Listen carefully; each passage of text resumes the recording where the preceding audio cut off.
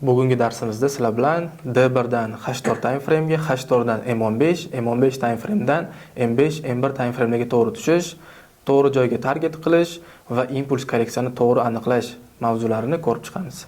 9-tim hozir men sizlarga to'liq strukturadan strukturaga tushish, qaysi holatda impuls korreksiyani to'g'ri aniqlashni ko'rsatib o'taman. Bundan oldin qaytargandek, o'tgan darsni ko'rmagan bo'lsanglar, ya'ni impuls korreksiyani to'g'ri tushunmasanglar, bu video ozgina sizlarga tushunarsiz bo'lishi mumkin. Shu sababli sizlarga tavsiya beraman. Xo'p, bitta qisqa qaytarib olamiz. Xo'p, qaranglar. Bizda nima holat? Impuls, korreksiya, impuls, korreksiya, impuls, korreksiya, ya'ni umumiy bu uptrend holatida, bu yoqda esa downtrendda impuls, korreksiya, impuls. Xo'p, oddiy bitta qaytarib oladigan bo'lsak, impuls trendga to'g'ri, korreksiya trendga teskari. Xo'p, endi buni 3 xil strukturani 3 xil time frame da aniqlashga ko'rib chiqamiz. Har doim birinchi higher time frame, ya'ni katta time frame dan boshlaymiz. Xo'p, katta time frame dan boshlayotganimiz hozir daily time frame oldim. Daily time frame da ko'rib turganimizda bir marta struktura sinib o'tdi. Demak, men buni daily sinishda belgilayman. Kunlik time frame dagi sinish. Xo'p, bu yoqda yo'q ekan, bu yoqda o'zim yozaman. Daily time frame strukturasi bir marta sinib o'tdi. Buni men swing struktura deb olsam bo'ladi va avtomatik tarzda buni maksimumi eng yuqori tochkaga qarab chiqadi. Xo'p, bizda swing strukturaning minimumi bormi? Xo'p, o'zimizga bitta savol beramiz. Qaranglar, qanaqa holatda bor? Bizda impuls, yo'q, hozir mana qaranglar, bizda impuls, korreksiya, impuls. Ya'ni biz to'liq impulsga tushamiz. Hech qanaqa bizga xabar yo'q. Mana bu yerda impuls tugadi, korreksiya boshlandi degan. Biz to'liq impulsga tushamiz, demak, bizga kamida nima kerak bo'ladi? Daily time frame o'zida, ya'ni o'sha o'tirgan time frameimiz o'zida bitta struktura kamida razvorot kerak bo'ladi yoki cho'ch deb aytsak ham bo'ladi. Xo'p, bu yerda ko'rib turganimizdek, daily time frame uchun bizning strukturaning razvorotimiz, ya'ni impuls tugadi, korreksiya boshlandi, minimum tasdiqlab beradigan svecha mana bu joyda turibdi. Xo'p, narxni yurg'izamiz.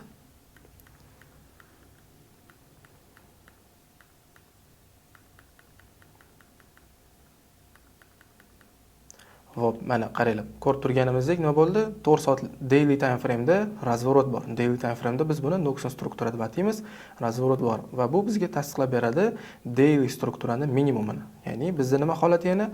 Impuls tugadi, korreksiya boshlandi. Qaysidir mana impuls tugadi, korreksiya boshlandi deb oldik. Bu bizning kuchli maksimum, bu esa bizning kuchsiz minimum. Nega? Chunki har safar bizda minimumlarimiz kuchsiz bo'ladi. Sabab o'zidan oldingi maksimumni sindira olmayapti. Demak, bu yoqda ham bizning ehtimolligimiz kamida 50% atrofiga korreksiya berib, kuchsiz minimumni sindirish bo'ladi. Xo'p, bizda endi aniq yo'nalish bor, qaranglar. Daily time frame da impuls tugadi, korreksiya boshlandi. Biz dailyda korreksiyadamiz. O'sha bizda bitta ehtimollik bor. Undan keyin nima qilamiz? Sekin 4 soatli time frame ga tushamiz. Xo'p, 4 soatli time frame ga tushganda strukturani qanaqa aytmakka qilamiz? Tepaga qarab chiqib ketib qolmaymiz, o'zimiz chalg'itmaymiz, iloji boricha eng yaqin joydan boshlaganimiz ma'qul.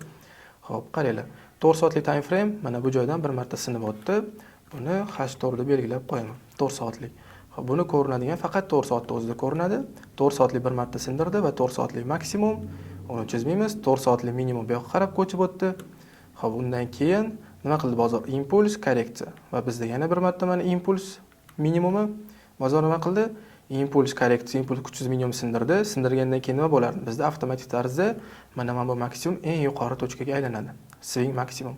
Va bozor nima qildi? Mana endi 4 soatda umumiy trend o'zgardi. Ya'ni bizda har safar nima holatida? Impuls, korreksiya, impuls, korreksiya, impuls. Bu yerda ham korreksiya bilan impuls kutishimiz kerak edi? Yo'q, lekin bizda bitta impulsdan chiqib 4 soatlik swing strukturasini razvorot qilib qo'ydi. Ya'ni umumiy bozor berishdan bo'lishga o'zgardi. Bu esa 4 soatlik minimumimizni bizga tasdiqlab beradi. Xo'p, endi o'zimizga savol beramiz. Qanaqasi bu yerda 4 soatlik swing strukturani sindirib qo'ydi? Xo'p, mana bu 4 soatlikni qaranglar. Daily da ham ko'rinadigan qilaman va daily time frame ga o'tsam nima bo'ladi? Daily time frame da qaysiga to'g'ri kelyapti? Daily Noxon strukturaga. Ya'ni o'zi mana bizda bitta ideya bor. Demak, 4 soatli swing strukturalar daily da Noxon bo'lib beradi, ya'ni o'sha cho'ch razvorotning strukturasi bo'lib beradi yoki 4 soat daily dagi cho'chlar katta ehtimol bilan 4 soatda swing struktura razvorotiga to'g'ri keladi. Daily da qarasak, mana bu soyasi bilan 4 soatda to'liq nima qilyapti? Strukturasini sindiryapti, swing strukturasini sindirib beryapti. Davom etamiz. Qaranglar. Xo'p, buni men aytmoqchi qolaman. 4 soatlik minimum chalg'imaslik uchun va bizda 4 soatlik mana bu eng yuqori tochkasi maksimum. Xo'p, pastroqdan nima aytmoqchi qolaman? 4 soatlik swing minimum, swing maksimum, swing minimum, swing maksimum, swing minimum. Bizda maksimum kuchli bo'lib kelyapti, lekin narx nima qildi? kuchsiz minimumdan bitta ko'tarilib, kuchli maksimum sindirdi. Endi bizda minimumlar kuchli, maksimumlar kuchsiz. Xo'p, endi bizda ikkita ideya bor. Daily time frame'da korreksiya boshlandi, lekin 4 soatda nima holat? Biz impulsdamiz 4 soatli time frame uchun. Demak, biz nima qilishimiz kerak? Birinchi o'rinda kamida strukturani tasdiqlab olishimiz kerak maksimum. Uning uchun bizga xabar berishi mumkin oldindan mana bu yerdagi qaysidir bloklar, lekin biz bloklarga qaramaymiz, chunki biz to'liq strukturani ko'rib chiqamiz. Demak, biz kutadigan narsamiz hozir 4 soatli strukturani tasdiqlash. Xo'p, svechani yurg'izamiz. Qani bizda razvorotning svechamiz. Hozirgi holat uchun 4 soatli time frame'da pastki mana minimumda turibdi. Yurg'izamiz. Bizga tasdiq kerak bo'ladi. Xo'p, kuzatadigan bo'lsak, bitta buzolmadi. Mana ichida qolib ketdi mana swech inside bar bo'lib. Xo'p, bu svechani mana olamiz. Inside bar uchun Trading View yoki Lubo FX Replay'da o'zining indikatori bor. Inside bar desanglar mana chiqib keladi, oqqa o'zgardi. Ya'ni o'zidan oldingi maksimum minimumni sindira olmagan. Oddiy aytadigan bo'lsak, hamma biladigan поглощение svechi bo'lib shakllanishi kerak.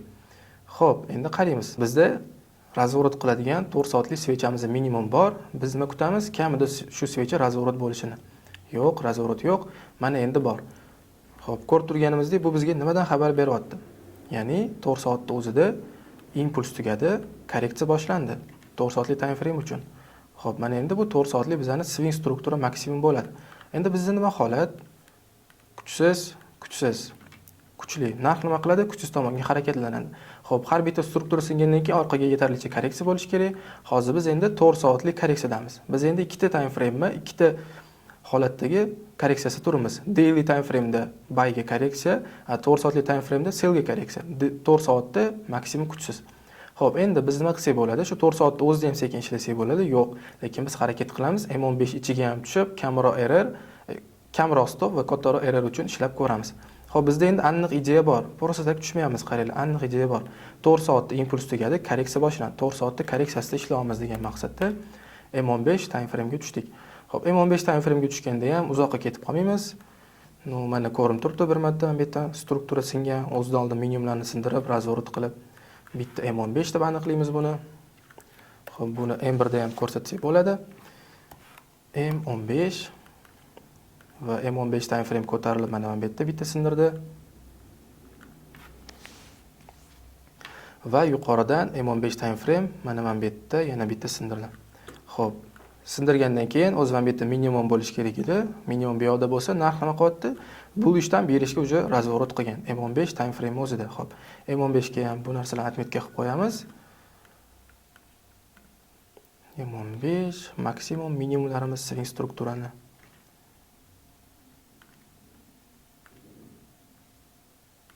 Xo'p, nega buni atmetga qildim? Mana ko'rinib turibdi. Yaxshilab qarasak, nima holatda? Xo'p, bu time frame uchun bizda impuls tugadi, korreksiya boshlandi. Nega? Chunki M15 time frame uchun inside bar svechasini razvorot qilib ko'rsatib beryapti bizga. Bu esa bizga tasdiqlab beradi M15 swing strukturasini minimumini. Xo'p, endi qaraydigan bo'lsak, bizda nima holat bo'ldi? Narx bulishdan berishga o'zgardi. Chunki 4 soatlikda korreksiya boshlandi. M15 swing struktura uchun to'liq swing strukturasi downtrendga o'zgardi. Xo'p, endi biz kutamiz M15 swing struktura uchun struktura singandan keyin kamida orqaga korreksiya va kuchsiz minimumga qarab harakat. Endi shu joyda biz 3 xil strukturani qo'shishga harakat qilamiz. Xo'p, ko'rib turganingdek, swing strukturaning ichida bizda bitta razvorot bor va struktura orqaga korreksiya berib, tepaga ko'tarildi. Mana endi biz buni ichki boss deb olsak bo'ladi. Ya'ni I boss deb olinadi. Buni ham har kim har xil metodda oladi. Hozir men sizlarga umumiy yo'nalishini ko'rsatyapman. Xo'p, endi ichki strukturani o'zini tasdiqlash uchun bizga nima kerak bo'ladi? Hozir bozor to'liq impulsda. Bu struktura uchun ham eng kichkina struktura bizga tasdiqi kerak bo'ladi. Bu ham xabar berish kerak bizga. Impuls tugadi, korreksiya boshlandi deb. Xo'p, hali aniq emas. Mana endi to'liqroq bo'ldi. Demak, mana bu bizda ichki strukturaning maksimumi. Mana tochkani atmetga qilib ko'rsataman hozir.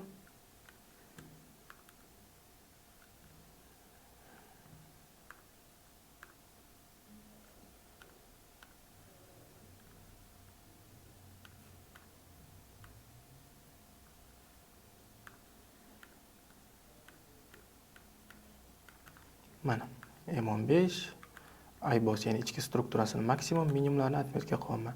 Xo'p, endi yaxshilab qaraydigan bo'lsak, bizda nima holatda? Swing strukturamiz downtrendda, lekin swing struktura uchun korreksiya, ichki struktura lekin uptrend. Ikkita struktura bir-biriga teskari. Bu holatda biz harakat qilishimiz kerak. Iloji boricha ichki struktura ham razvorot qilgandan keyin uverenni kuchsiz maksimumga qarab, kuchsiz minimumga qarab harakat qilsak bo'ladi. Ya'ni umumiy kuchsiz tomonga. Xo'p, narx yurg'izamiz. Ichki struktura mana selga qarab korreksiya berdi. 50% dan pastga tushdi. Xo'p, biz ichki strukturani ham endi aniqlashimiz kerak. Bizda korreksiya tugadi, impuls boshlandi. U uchun bizga yana nima kerak bo'ladi? Kamida bitta joch, ya'ni razvorot oddiy qilib aytadigan bo'lsak. Xo'p, yurg'izamiz. Mana endi bizda shu razvorot bor. Bu bizga xabar beradi, qaysi tarmoqdan nimani? Impuls tugadi, korreksiya boshlandi. Ichki strukturani kuchsiz tomonga qarab kuzatamiz va mana ichki strukturani maksimum sindirdi. Va shu bilan birga biz nima qilamiz? Korobka tortadigan bo'lsak, ichki strukturani eng pastki minimumi bu bizani swing ichki struktura minimumiga aylanadi. Xo'p, ichki strukturani minimumini atmetga qilamiz va qaraymiz. Ichki struktura hozir biz to'liq impulsdamiz. Ichki struktura impulsda bizga nima kerak? Maksimumni tasdiqlashimiz kerak. Uning uchun bizga kamida razvorot ko'rsatib berish kerak bo'ladi. Xo'p, yurg'izamiz. Narx orqaga korreksiya berishni boshladi. Ko'rib turganingdek, bizning razvorotimiz ko'rsatmasdan ozgina korreksiya berib ketib qoldi.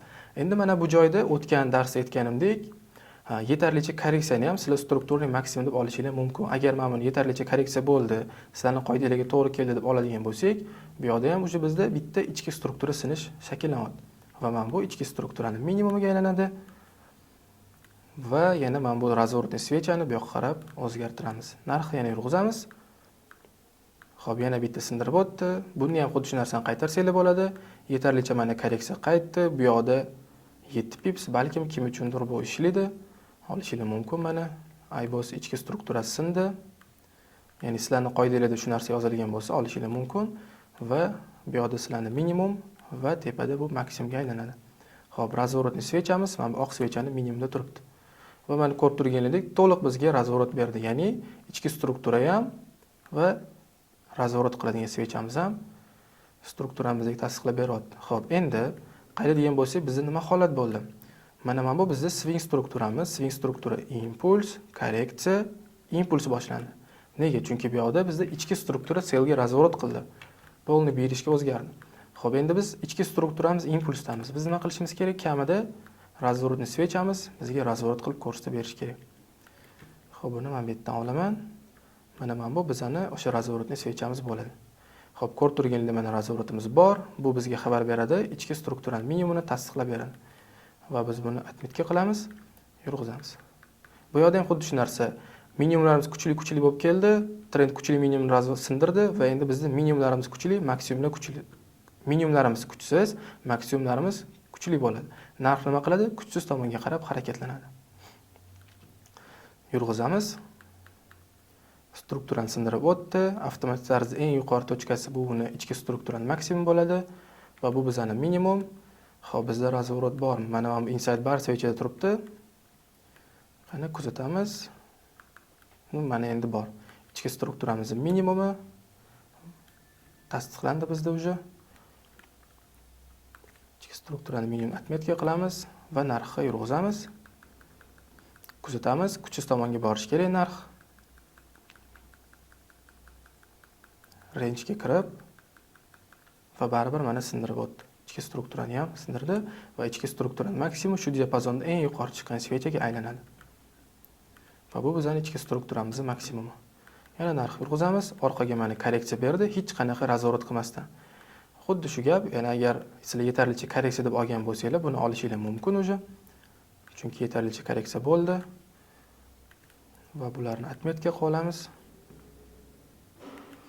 Xo'p, kuzatadigan bo'lsak, bizda ichki swing strukturani ham sindirib berdi. Swing strukturani sindirgandan keyin nima bo'ladi? Avtomatik tarzda swing struktura maksimum swing diapazonchidagi eng yuqori tochkasiga qarab ko'chib o'tadi. Xo'p, bu yerda nima holat bo'ldi? Qaranglar. Swing strukturasi o'zi to'liq downtrendda impuls, korreksiya, impuls. Ichki strukturamiz nima qildi? Impuls, korreksiya, impuls qilib, harakatlanib, bizga umumiy yo'nalishni ko'rsatib berdi. Xo'p, yana narxni yurg'izamiz. Mana bizda razvorot bor. Ichki strukturada va bu bizning aybosni minimum tasdiqlab beradi va razvorotni svechamiz mana bu yoqqa qarab tushadi. Endi qaraydigan bo'lsak, kuchsiz minimum narx yurg'izamiz. Bozor kuchli maksimumni nima qildi? Likvidnessni prosta yechib qo'ydi, tanasi bilan sindirmadi, chunki bizga ichki va tashqi swing struktura uchun tanasi bilan buzib o'tish kerak bo'ladi. Kuzatamiz. Mana endi tanasi bilan buzyapti. Xo'p, xohlaganlar uchun minimum bu joyda turaveradi yoki bo'lmasam bu yoqqa ko'chirishinglar mumkin. Hozirgi holatda men kutganim ma'qul. Xo'p, yana qaranglar, nima bo'ldi bizda?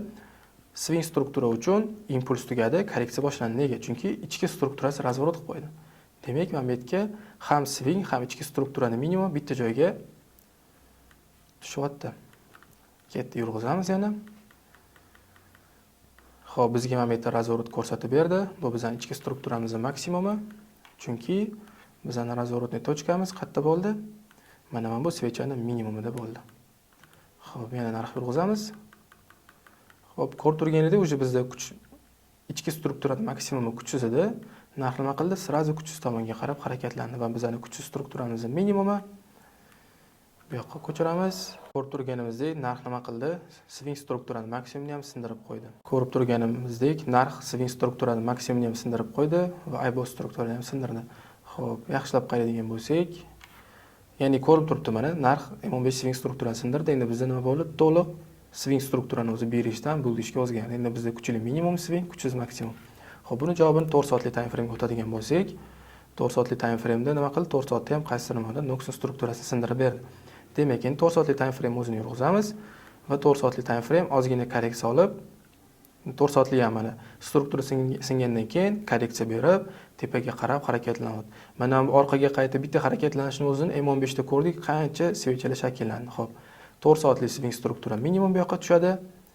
Xo'p, 4 soatda o'zini yana yurg'izamiz. 4 soatlida buni yetarlicha korreksiya desak bo'ladi, chunki hech qanaqa razvorot yo'q, lekin 4 soatli time frame uchun salkam 50% ga keldi va 4 ta 5 ta svech tushyapti. Buni o'zi salkam 16-20 soatga to'g'ri keladi. Xo'p, yurg'izamiz. Va bizda nima bor? 4 soatli noksin razvorot svechamiz mavjud. Narx nima qildi? Yana pastroq tushib minimumni sindirdi. Kuzatamiz, bizda hali ham shu savdo maydoni ichida turibmiz. Demak, yurg'izamiz. Kuzatamiz, narx kuchli tomonni buzadimi, kuchsizmi? Va narx nima qildi? Baribir kuchsiz tomonga qarab harakatlandi. Bu esa bizning 4 soatli kuchli minimumimizga aylanadi va shu bilan birgalikda narx mana buni belgilab qo'yamiz, kuzatamiz. Orqaga korreksiya bor, o'sha yetarlicha korreksiya. Bu esa bizani swing struktura maksimum tasdiqlab beradi. Bizda maksimum kuchsiz, minimum kuchli. Kuzatamiz va birdaniga narx nima qildi? Yengili chiqdi yoki nimadir bo'ldi, birdaniga tashlab yubordi va strukturamizni 4 soatlikni o'zi swing strukturani razvorot qildi. Ya'ni bulishdan berishga o'zgartirdi. Endi bizda maksimumlarimiz kuchli, minimumlarimiz esa kuchsiz. Mana bu yoqda ham hech qanaqa razvorotsiz tekis orqaga korreksiya beryapti va biz buni yetarlicha korreksiya deb minimum deb olishimiz mumkin bo'ladi. Bu esa bizning minimum. Narxni yana yurg'izamiz. Va tanasi bilan sindirmadi hali. Mana endi tanasi bilan sindir. Tanasi bilan sindirgandan keyin avtomatik tarzda shu diapazonchida eng yuqori chiqqan svechaning maksimumi bu bizning swing struktura maksimum bo'ladi. Minimumga esa mana bu yoqda bor. Bizda tasdiq bor. Minimumni tasdiqlash uchun. Demak, mana buni bu yoqqa ko'chiramiz. Demak, bizda mana razvoroti bor. Bu razvoroti bor. Bu bizga tasdiqlab beradi 4 soatlik strukturani swing minimumini, ya'ni impuls tugadi, korreksiya boshlandi. Mana impuls tugadi, korreksiya boshlandi. Xo'p, narx yana yurg'izamiz. Kuchsiz minimum, kuchli maksimum. Qani ko'ramiz. Bu yoqda ham mana qaysi simonda xabar beryapti bizga, korreksiya tugadi, impuls boshlandi va kuchsiz tomonga qarab narx to'liq tushib berdi. Xo'p. Ko'rdinglar, bu yoqda mana ham M15 ham 4 soat. Demak, nimaga men bu yerdan 4 soatli time frame tekis tashlab yubordi? Har doimgidek javobi, har doimgidek javobi katta time frame da bo'ladi. Katta time frame ga qaraydigan bo'lsak, уже daily time frame bu yoqdan bitta razvorot bilan tepaga qarab chiqdi va bu yoqdan selga razvorot berib, to'liq pastga qarab tushib ketdi. Va daily time frame uchun maksimum bu yoqqa qarab ko'chib o'tadi. Hozir dayliga ham atmetga qilib qo'yaman bularni. Va umumiy mana bu holat bo'ldi. Ya'ni 3 ta time frame uchun ham impuls korreksiya, impuls shakllandi. Xo'p, nega men bu yerdan narx to'liq tashlab yubordi? Yoki bo'lmasam M15 time frame da strukturalar shakllandi. Qattan savdoga kiramiz deydigan bo'lsak, misol uchun mana bu yerda flip blokimizdan shakllanyapti. Bu bitta holat. Misol uchun M15 o'zida qancha vaziyat bor edi, qaysi blokdan kirish, qaysi blokdan chiqish, bu endi alohida tema bo'ladi. Hozir faqat strukturani tushuntirdim. Mana bu yerda qancha vaziyatlar bo'lgan. Xo'p, endi umumiy bitta ko'rsatadigan bo'lsam, qanaqa holat bo'lyapti, qaranglar. Ancha yana ochilib qoladi. Xo'p, impuls, korreksiya, impuls, korreksiya, impuls, korreksiya, impuls, korreksiya. Mana bu M15 time frame, ko'k M15 time frame uchun. Xo'p, uni ham ichida bizda nima bor edi? 3 ta time frame da ko'rinadigan qilib olaman.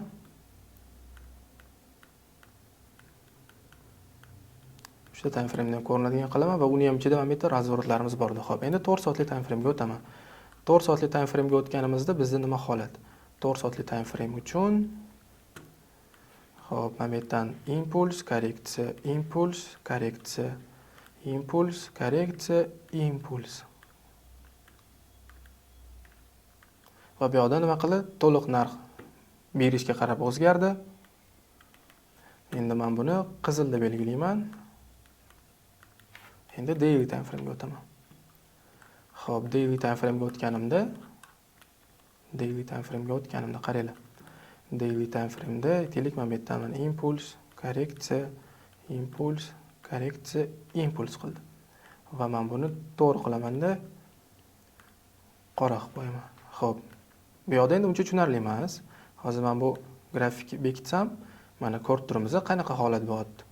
Ya'ni o'tgan safar tushuntirganimdek, impuls korreksiyani aniqlaymiz va aniq yo'nalish bo'lganda, ya'ni impuls tugadi, korreksiya boshlandi yoki korreksiya tugadi, impuls boshlandi degan holatda savdoga kiryapmiz.